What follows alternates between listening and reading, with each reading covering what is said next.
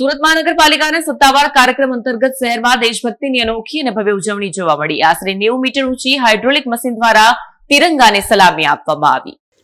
સુરત મહાનગરપાલિકાના સત્તાવાર કાર્યક્રમ અંતર્ગત શહેરમાં દેશભક્તિની અનોખી અને ભવ્ય ઉજવણી જોવા મળી। આશરે 90 મીટર ઊંચી હાઇડ્રોલિક મશીન દ્વારા તિરંગાને સલામી આપવામાં આવી, જે અંદાજે 30 માળ જેટલી ઊંચાઈ લહેરાતો જોવા મળ્યો। આ દ્રશ્યને નિહાળી લોકોમાં ગર્વની લાગણી છલકાઈ। મનપાની 2 વિશાળ એરિયલ લેડર પ્લેટફોર્મ મશીનો દ્વારા આકાશમાં ભવ્ય દ્રશ્ય સર્જવામાં આવ્યું। ફાયર બ્રિગેડની પાઇપ દ્વારા કેસરી, સફેદ અને લીલા રંગના પાણીના ફુવારા છોડવામાં આવ્યા।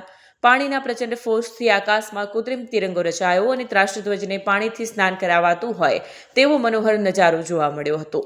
આ સાથે જ તાપી નદીની વચ્ચોવચ્ચ 20 ફૂટ લાંબો અને 8 ફૂટ પહોળો વિશાળ તિરંગો લહેરાવવામાં આવ્યો। નદીના શાંત જળ પર લહેરાતો ધ્વજ સૌનું આકર્ષણ બની રહ્યો હતો।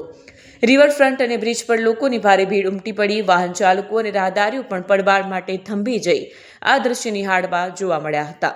સુરતમાં પ્રથમવાર નદીમાં આ રીતે તિરંગાની સ્થાપના કરવામાં આવતા લોકોમાં વિશેષ ઉત્સાહ જોવા મળ્યો।